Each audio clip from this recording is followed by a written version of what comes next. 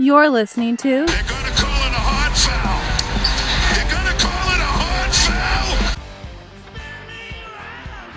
foul. Mike, the Celtics lost on Saturday night to the Memphis Grizzlies after 5 games and 7 nights, something we predicted on this show a week before it was going to happen. The 5-game and 7 nights, no NBA team can escape that demise, it seems. And well, Jim, it's because they took too many threes and they shoot too many threes. And when they shoot all those threes, they're not going to win championships. That's going to be their demise. Coach Mazzulla's an idiot. We got Tony Maz on the line. Tony, you have anything racist you want to add?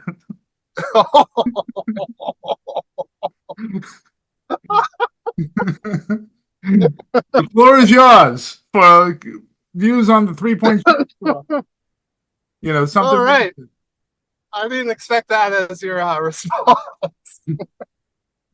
Particularly about stealing cars. Oh, God. Yeah, no. We can hit on. I don't listen to that show, but I did see a clip on Twitter. There was like a 13-minute clip that I replied to, which I probably shouldn't. But talking about the Celtics' inability or the coach's inability to adjust to what the Memphis did and leaving Holiday open for 3 all game long, and how the Celtics take too many threes and they just hell-bent on that philosophy. And if they lose, it's going to be because of the coach, and that they're too proud to change their ways. We can tackle that. It's certainly Mike too. It's their style of play has been criticized, not just by Felger and Maz, but Nick Wright, the guy over on Fox Sports, whatever it's called, that station there, and the guy that hates the Celtics, commented on the beginning of the season. I think it's been a talking point. That's been a problem with the league.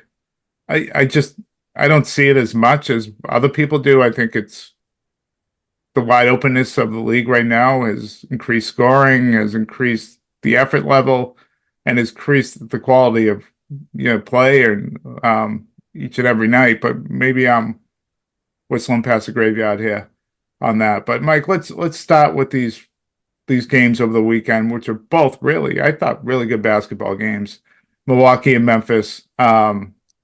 You pick a game, go with whatever direction. There's a ton of things we can talk about from both. But what are your main takeaways? Yeah, I mean, the Milwaukee game was a great game, but I'll start with the most recent one. It was also a really good game. Memphis. I want to start with that Scales and Drew Carter are terrible. I agree with this. Go ahead. They're just terrible. There's things that they don't pick up on that are happening in the game because they're just like sitting there, kissing each other. Scales is more interested in the other team than the Celtics, and it was so obvious during the Memphis game. Like, he loved Memphis. It's one thing to talk about how good the team is. Another thing, just like fall in love with them over and over again, without really breaking the game down. My second point about the Memphis game is that their game plan was similar to what Golden State did against Jaylen Brown last year, except they did it with Drew Holiday. I think they looked at the numbers, despite Drew actually shooting the ball pretty well recently. His numbers overall, like around 30% from 3 this season. I'm sure those numbers dipped. Yeah. Or to leave him open. And it was successful. I don't know how sustainable that is with a proven NBA veteran like Holiday, but I think that's why the Celtics lost. I think he ended up going like 5 for like 19 from the field. And Tatum was 1 for 10 too. So like your best player also struggled. Your best player struggled too. I think it's easy to pile on Drew for this, but it is because he was left wide open and he missed wide open looks, quite a bit of them. And then he started forcing. So it almost got into his head where he started forcing going to the paint against bigs, and he just didn't have it. And in that first half, I thought Porzingis was horrible. And I thought he was hurt because it looked like he was running in mud. Yeah. Maybe he just wasn't ready to go, because in the second half, he obviously looked much better. He did. I think the Celtics had tired legs and were like my other part of this, those are the reasons I think they lost is the poor shooting. Obviously, you go 17 for 60 from three. That's not good. Um, I thought their defense wasn't great, but I also thought that they played really hard for a team on 5 nights and I seven. thought, yeah, Yeah, 5 games and 7 nights, and like it was easy to let go of the rope and get blown out, and they didn't. Um, In so fact, they came yeah, back and took the lead after being down 14 midway through that fourth quarter. And and then, while you're missing all these wide open threes, you had John Morant go 4 for 4. I think Jaron Jackson went 4 for 5 from three. Um, so yeah, yeah, they were right in the game despite all of that with about 2, 3 minutes to go where they were down two and then Memphis went on a run there at the end of the game. But I the biggest difference, so the holiday thing I'm going to hit on in a minute, but you went into halftime, I think, with your two stars combined for like 11 points. And their two stars were playing great. And Jared Jackson in the fourth quarter was amazing. And he took it to Porzingis, going to the paint just about every 3 or 4 times in a row where, he was so quick with his release. And you never see this with Porzingis.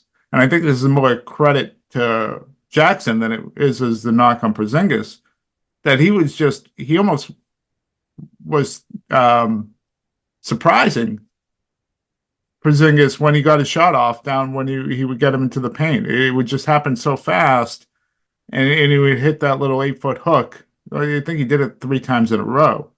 And he would just take him off the dribble, get to his spot, and do it. They were really, really good, those two guys. Jackson in particular in the fourth quarter, and Morant through the first three was fantastic. I mean, he was electric. That dunk he had was amazing. It was, show-stopping type shit. He had another turnover that led to a layup, which was just, a thing of beauty to watch.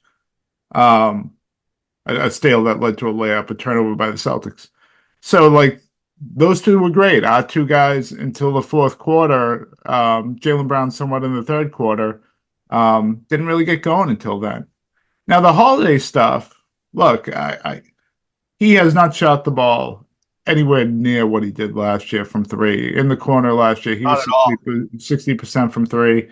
We're a quarter away through the season, which is, a decent amount of time.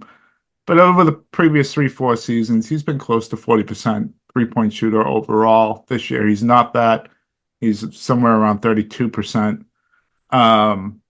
So it's been a little bit of a struggle for him. I do want to remind people that actually we did a pod last year wondering, is Drew Holiday playing up to expectations? Would we do the trade for him for Marcus Smart straight up? And we had questions about what he was given to the Celtics. And then lo and behold, in the playoffs, you could have made an argument at times he was their best player. Absolutely. Both on the defensive end and shots he made and going to the hoop and things he does. The night before against Milwaukee, he played really well, especially late in that game. His three-point shooting still wasn't great, but he made plays all over the place. Made the big jump shot where he was run off the three-point line late in the fourth quarter. One dribble drive and hit a wide open two from about 20 feet out that really iced the game. I'll just say this, like it kind of made sense what Memphis did last night, the way he's been shooting. It's also coming off a back-to-back of a highly intense game, and he's in his mid-30s. If you're gonna pick a guy that's gonna struggle for the Celtics this season and off a back-to-back, when you factor in age, the way things have been going this year, he was the obvious choice. And it worked out for Memphis. I would say this to teams that think about rolling the dice like that against him in the playoffs. Go for it. Take your chances. Yeah. I have full confidence in Drew Holiday will be there to make big plays in big moments based off of what I saw last year, especially with the pressure off, with so many weapons the Celtics have on the floor. So I'll just, it was unfortunate. You kind of felt for him. I also felt like, not this particular situation where he struggled from shooting so much last year, but we were questioning the impact he was having during the regular season. And it turned out to be a really foolish question to ask, because when the lights got bright, he was awesome. he was awesome for them last year, and I have no reason to believe that won't be the case. Now he's in his mid-30s. He's a smaller guy. Is there a chance that he just falls off a cliff at some point? There's always that chance. I haven't seen that in his overall game this year. I think he's been pretty solid. And Missoula did on Saturday. He made an adjustment. The last 7 minutes of the game, he went with Peyton Pritchard, who hit some shots and kept them close. But do I think that impacted them on the defensive end, not having Holiday out there? Of course it did. Of course it did. But those are the choices you make. So a loss, an entertaining game, not one that bothered me all that much. Good job by Memphis. They're a very well coached team. They're really skilled, talented team that can put the ball to the floor and shoot and can beat you up inside if they have to. Defend well. They're going to be a tough out in the playoffs. But they got the Celtics at the right time. Mike, let's talk about Friday night. Milwaukee Celtics. Floor is yours. Excuse me, Jim. I have something in my throat. So why don't we start with you? Because, yeah. Sure. So I thought it was, as Mike gets whatever he swallowed, hopefully, nothing that disgusting out of his mouth. But the Celtics Bucks game, I thought this was one of the best games of the season. It was another game where the Celtics really kind of struggled to shoot. Particularly their role players. Derek White didn't have it. Al Horford, until the very end, really didn't have it. Big three at the end. Peyton Pritchard didn't have it. Peyton Pritchard didn't have anything. Didn't have anything. Hauser was actually really good and then got hurt. He was missed against Memphis. You could feel that during that game. He was missed against Memphis. And, of course, you didn't have KP playing at all. So it really fell on the shoulders of your two best players. And those two guys, through three quarters, kept you in a game when the other team's two superstars were also really, really good.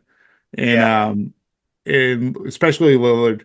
But Giannis, I wouldn't say it was his best game, but he was still good. And so you really had this great back and forth. It was a grind. Milwaukee's half-court defense was pretty good, but they were also bailed out, I thought, a bunch by the Celtics missing some really makeable shots. But their half-court defense wasn't bad. The Celtics rebounded the ball well. They did all the little things to really not let Milwaukee ever expand that lead where it was going to get too tough.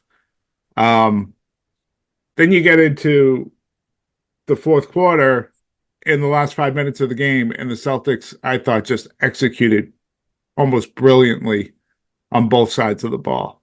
You had that moment of the sub 5 minute mark where Brown picks up Dame Lillard, basically full court, is chest to chest with him. They force that wild three that Lillard wanted a foul on, and Tatum goes coast to coast for a layup. And I think that either put the Celtics down one or gave them the first lead of the fourth quarter. And then you had things like the Horford three off the break, the great White defensive rebound, the Holiday shot that we talked about in the last segment again. So they just executed everything down the stretch against these guys. But it was all built off of the two best players playing so well, particularly Tatum. Tatum was awesome in that fourth quarter. I think he was 4 for 4, 14 points, had a 4-point play. He was magnificent all fourth quarter. And I thought the role players, as you see so often in the NBA, late in the games now, the pressure's off. Your two best guys are going so well. They make enough plays where you win the game. And I just thought the Celtics executed, and it was one of those games, I think if you're a Milwaukee Bucks fan, you just kind of look at it and say, okay, the most interesting thing we can have about this season is we fight to get into the playoffs, and maybe we get to round two. But this was a game where our two best players played really well, and we still can't beat these guys. This season isn't ending the way we kind of hoped at some point. I think that was the message sent to Milwaukee and their fans on that Saturday night. And again, it was 3 games. They got beat. by the Celtics, and none of them did the Celtics have Porzingis against them. So, I mean, NBA fans are delusional. And Milwaukee fans, I'm telling you right now, they're sitting there saying, well, when Chris Middleton's fully healthy, we're the better team. They're delusional. That's the way we are. But I do think that was the actual message that was sent. And it's a difference between two nights. Tatum goes bananas in the fourth quarter against Milwaukee. He doesn't give you a ton in the fourth quarter against Memphis, and you're able to make stops against Milwaukee, and you weren't really able to make stops against Memphis. It was a gutsy performance by the Celtics against Milwaukee, and it was a game that they needed, and I think they knew they needed it, because going into that second night of the back-to-back, I think they had it in the back of their minds that, this is our fifth game in 7 nights. We have to win the first one here, and that was a real tough back-to-back. You're playing a hungry Milwaukee team once again. mm-hmm. And I do want to give the Bucks a little bit more credit in their half-court defense. I thought I don't know how much of it was actual talent, but I think that their size gave the Celtics problems when the game slowed down. But when the Celtics started rebounding in that fourth quarter and they started playing with some pace, and it wasn't always running for the fast break, it was running to get into your sets quicker. Mm-hmm. Their offense was executing at a much higher level. And beyond the 14 points, Tatum had a few assists in that fourth quarter and about 4 or 5 rebounds as well. So he really just took over that game. And it's the same problem that the Bucks are always going to have against Boston. They'll be able to try to bully us inside with Giannis. But Lopez has taken a step back where he doesn't post up as much anymore. He's not as effective offensively that he used to be against the Celtics. And on the defensive end, Milwaukee really just doesn't have guys to cover Brown and Tatum. And the Celtics can go after Dame. They had Green whenever they want. Tatum at one point, which was blowing my mind. Yeah, go ahead. I'm sorry for interrupting, but who did they have guarding him? The white guy, their shooter there, Green. Yeah. I mean, you got to try something, right? I guess, why not try this guy? Because nothing else is working. So, I mean, I don't know what Doc is supposed to do other than really push for them to get some wing defenders. And looking around the NBA, they just don't exist. Yeah. They don't exist on cheap contracts. So it was a great win for Boston because, once again, a team with a lot of talent came in and really gave you everything they had, and it wasn't enough. And quite honestly, Jim, they almost won the game against Memphis too. I was impressed with this past week. I was. I thought the Celtics played a lot of good basketball during a tough stretch. Yeah, even in the 2 losses, I know the Cleveland game, it just kind of fell apart at the end, but that was a lot to do with Donovan Mitchell just. And didn't Jaylen Brown not play? Jaylen Brown didn't play in that game. And so you had Donovan Mitchell just kind of go unconscious. And I think you were down Jaylen Brown and Derek White because Derek White's foot was sprained. But either way, even if they weren't down White, you lost that game where a superstar went nuts and they were at home and you had already beat them. And then you lose the front end and you lose the back end of this 5 against 7 against 2 good teams. Really good teams. One that I really underrated in Cleveland. They're much better than, I gave them credit for on earlier pods. And then this Memphis team that's, a really good team. And you had a chance to win both. Probably when you had really no business winning the last one anyways against Memphis, but you had a chance to win both. So, not perfect. There's things to criticize in both those games. There's things to criticize in the wins, but I thought they continued to be impressive. And they are just so much better too, Mike. And I do want to hit on Giannis and being a dirty player in this pod in just a moment too, but they're just so much better. And I know they haven't been perfect in kind of close and late situations than they have in the past. And some of that's by necessity. They played a lot more this season, it feels like. I don't think the point differential is quite what it was last year, which I think was like over Of 10 points course it a isn't. game. But It's not even close. but they get everyone's best shot, and you know, I look at that Milwaukee game where they were pretty perfect down the stretch, and then in that Cleveland game, maybe not so much, but that had more to do with Donovan Mitchell. And then when they got down, they executed almost brilliantly. Pritchard hit that three, they made all their free throws, and if Pritchard doesn't leave the line early, they were getting that offensive Oh, I rebound off know. that That was free so throw. close. That was So so they close. really do execute with a great deal of poise when the game is on the line now.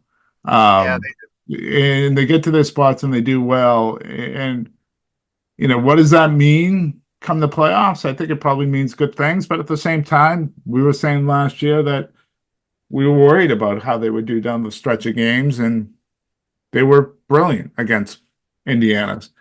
So maybe it works both ways. I don't know, but it's been interesting. It's been a different season than what we've had last year, but they're still winning the same amount of games, just by not the same amount of points, I guess. yeah, and I think this year compared to last year, Sam Hauser wasn't hurt, Hmm. and he's been hurt for most of the season. Jalen Porzingis, Brown, yeah. Jalen Brown wasn't hurt, and he's certainly been hurt this season. Mhm. Obviously, Porzingis.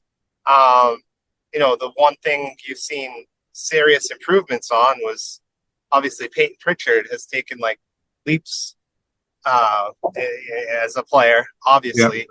But I think these injuries have certainly impacted their overall level of play.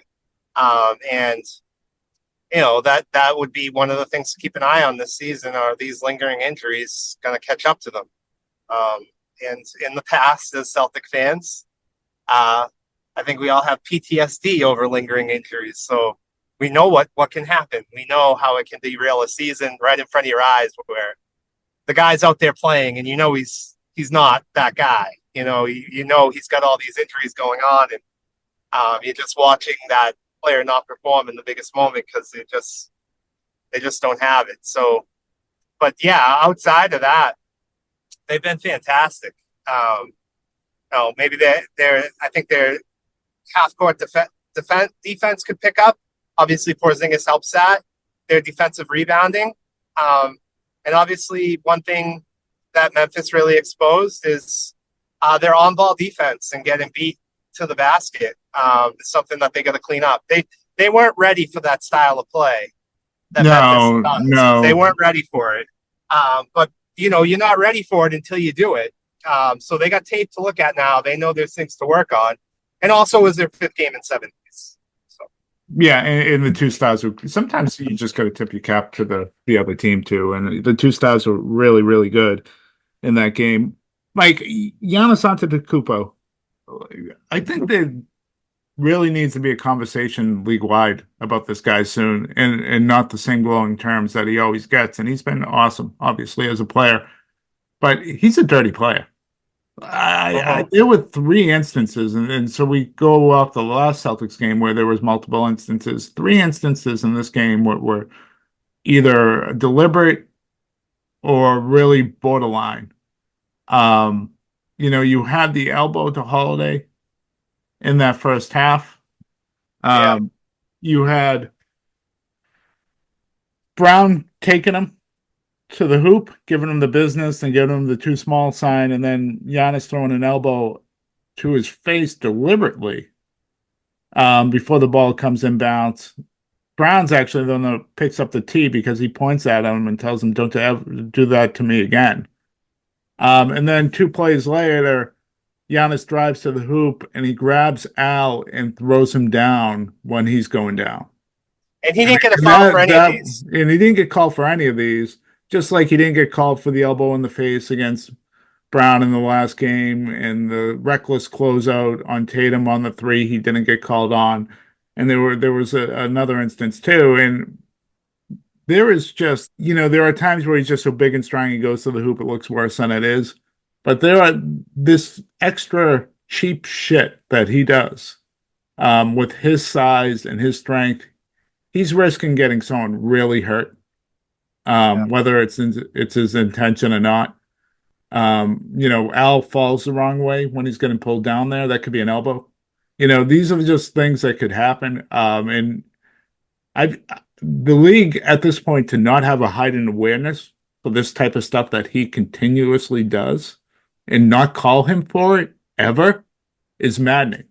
And I just to me I used to call him borderline, but there's been enough out there now where I think he plays dirty. I think he plays dirty with the intent to I don't know if it's to injure, but to harm. I think he's been playing dirty, and I don't know if the league's going to wise up to him. I mean, the fact that, and there's so many games we watched this guy play against Boston where he has no fouls called on him at all. Yeah. Just none. I don't understand why he gets what the love that he gets, but he's in the last two games against Boston, he's almost hurt people. And he's almost hurt your best player in Tatum. And they were reckless, dirty plays. Some of them may be intentional, some of them might not be intentional, but at the end of the day, they gotta start holding this guy accountable. If he connected hard on that elbow to Jaylen Brown to his face, I mean that could seriously injure somebody. So yeah, I don't like the way he plays anymore. I'm not the biggest fan of him like I used to be. I think ever since they won a championship, he's gone downhill a little bit in likability as a player. So Yeah, there's been instances, that whole thing with Halliburton with the ball last year at the end of the game too. There's even been Chasing, stuff yeah. after the game where he's looked like a fool. And his brother certainly behaves like a fool on the bench and actually has his own podcast. Did you know that Giannis has that guy who Well, Jimmy you B, shouldn't even be in the yeah. league, Mhm. And in his last podcast, he said Peyton Pritchard's the guy that scares him the most on the Celtics. So it shows just how well their brains work. Mike, are you ready? Yeah, Are you ready for advice with Mike? Because we have a question from Jay in Salem, do it. Massachusetts. This comes from Jay in Salem, Mass. Yeah, Salem. Oh, yes. A friend of mine has two hamsters that are clearly gay. He wants to know how he tells his kids that the hamsters are gay. How he tells his kids Yes, he needs to know. that his friend's hamster's gay? No, well, his friend went to him. He has two hamsters, Yeah. and the two hamsters are both male and in love with each other. Yeah. And so, the kids have seen them doing things that hamsters do while they're in love. And But the hamsters are having sex with each other? the hamsters might be having a little hanky panky. And the friends. I've never parents seen that. I've seen hamsters. I've never seen them in action. The friend's parents wants Usually to they're know. running in circles and like eating Yeah. everything in sight. Yeah, so the friend's parents want to know, do I tell my kids that the hamsters are gay? How do I explain that there are gay hamsters? I don't know the ages of the kids, but I imagine they're younger. So, Mike, floor is yours to give advice on talking to kids about gay hamsters. I owned a hamster once, Jim. I did too. It died. It actually, it was kind of my fault that it died too. Story for another time. Mine was definitely my fault. It froze to death. My hamster froze to death. I had it up in the windowsill in our basement room, and it froze to death. Yeah, it did. It did. I mean, how long did I go without checking on that hamster for it to freeze to death? Is pretty bad. I put a hamster that I got the girls in the cellar part of the basement, not the finished part, and I put a blanket over it, and then I got to take the blanket out, and I think it might have suffocated. Yeah, definitely my fault. Didn't mean to. His name was Pinky. He was a hell of a guy. But yeah, he's no longer. That's first I would Google would Google to make sure that the information is accurate. I would look up, can hamsters be gay? Okay. Because I believe we do research on everything now. So there's probably some research out there that tells you, biologically, if they have the capability to do that or not, or if they just have, sex for reproduction. So, if the answer is yes, then you might have some gay hamsters on your hands. I think So it says if the here that kids, hamsters cannot be gay, that gay is a human term, but there has been some documented homosexual behavior okay, between hamsters. So yes. so they can do it. Um, well, I think that's important information because obviously hamsters can't be gay, right? That's what Google said. So you wouldn't tell your kids that they're gay. Um, you would tell them that they're engaging in premarital sex, and that's Oh. not okay. What happens? What happens if hamsters engage in premarital sex? Because this is important part of the advice section, I think, of this pod. Then you rot in hell. Oh, we're back to hell. Every bit of advice Mike gives leads you back to hell. Is it? So there's a hamster hell. I guess. Now listen, kids. You're gonna get these feelings inside, and they're gonna make you feel like you need to do something. But remember, these are choices that you make, that these hamsters made, and you cannot engage in these activities until the sanctity of marriage is okay. So there's an opportunity here to really teach the kids, and maybe you have like a wedding ceremony between these two hamsters and get them married. You talk about healthy families, you talk about healthy sex and healthy choices. You can really get into it. Like we're helping to form an environment for these hamsters so that they understand that they need to fall in love before they make these decisions. Um, and I think that's the route you take. Okay. Okay. So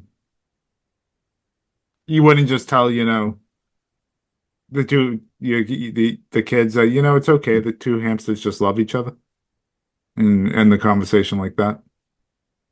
No, You would because get into the premarital sex, even though hamsters don't get married because yeah, they're fucking hamsters, and then one of them might go to hell. I think there's a lesson to be taught in every situation. You can tell your kids that it's beautiful that these two male hamsters are in love with each other, and that's okay, but it's not okay to engage in sex before marriage Okay. because then you can rot in hell. Okay. I think we have to go back to fair tactics with these kids. They're getting too much. They're all getting horned up and sexed up from TikTok. We got to go back to old strategies, old school strategies to keep them away from touching each other. All right. Okay. Do we have time for one more, or we want to save it to the next pod? Sure. We have one more. Yeah, I'm ready for it. You want to do one more? It's got to be quick. We've gone a little long here. All right. So this one is: a flattering picture of my butt has made its way online. A very flattering picture of my butt, and my coworkers have found it. How do I earn back their respect? How do you earn back their respect? I mean, why did you lose their respect? Well, now they'll think. I guess they can just think about their butt, this person's butt. This, they just looking at it, talking about how wonderful it is, and they don't see this person as a person anymore. They just see it as a nice ass. Embrace it. There's a lot of people out there who've made their butts into a lot of money for them. So I just would embrace it. I would embrace it, and wear tight jeans to work. Let it flow. Just leave it out there. I would embrace the advice they're looking for is they don't want to be just seen as a nice butt. They want to be seen as a full person. All right. Well, maybe you need to step up at work and you get more stuff done. You need to take on more leadership roles and step into situations and take on challenges and really put yourself out there.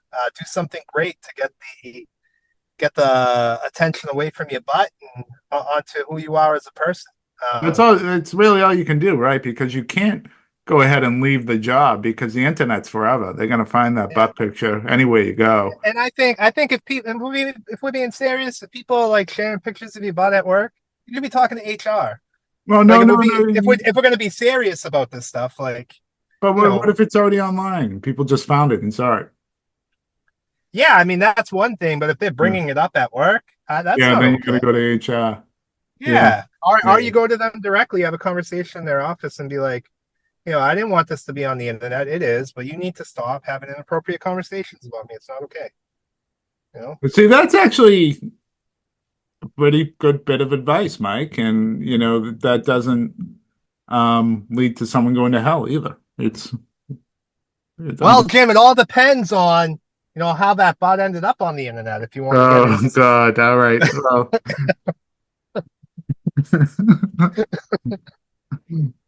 Pastor Mike, advice with Pastor Mike. listen though, we really need some, especially to our friends and family out there that are listening.